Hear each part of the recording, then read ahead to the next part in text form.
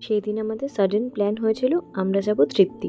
যারা আমার মতো এরকম একটু অ্যাস্থেটিক ভাইব পছন্দ করো, আমি তাদের বলবো এই জায়গাটাই তোমরা একবার যেতেই পারো। আর সেদিন যে কি হারে ভিড় হয়েছিল, তবে আমাকে গিয়ে একদমই ওয়েট করতে হয়নি, যেহেতু তনুরা আগে থেকে ছিল।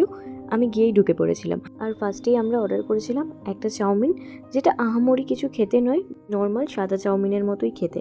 আর একটা মাছের আইটেম অর্ডার করেছিলাম, যেটা খেতে বেশ ভালো ছিল।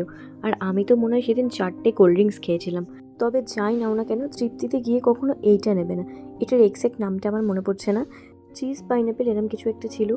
কি খেতে কি টেস্ট আমি বুঝতে পারলাম না। চিজ পাইনঅ্যাপেল চেরি একসাথে কি একটা কম্বিনেশন, আমার এটা একদমই ভালো লাগেনি। শুধু টাকা দিয়ে কিনেছিলাম বলে আমি ওইভাবে চেরিটা খেয়েছিলাম। এটা নিয়েও না, পুরোপুরি টাকা ওয়েস্ট। তবে আমি রেকমেন্ড করব, সেখানে গেলে তোমরা ফিশ ফিঙ্গারটা মাস্ট ট্রাই। ওটা ওখানকার আমার বেস্ট লেগেছে। এরপর আমরা অর্ডার করেছিলাম চিকেন 65 আর রোস্টেড পাঁপড়। দুটোই মোটামুটি ঠিকঠাকই ছিল। আর এখানকার বেস্ট পার্ট হলো, তোমরা এখানে সব কিছু হাফ প্লেট করে নিতে পারবে। এটা আমার বেশ ভালো লেগেছে। আর যারা তোমরা ক্যাট লাভার্স আছো, তাদের জন্য তৃপ্তি বেস্ট। সেখানে তোমরা তাদের সাথে অনেক ভালো মেমোরি কালেক্ট করে ফিরবে, এটা আমি তোমাদের কথা দিলাম। আর আমরা যাওয়ার থেকে খাবার অর্ডার করেছি, একটা খাবার 2-3 বার করে রিপিট করেছি।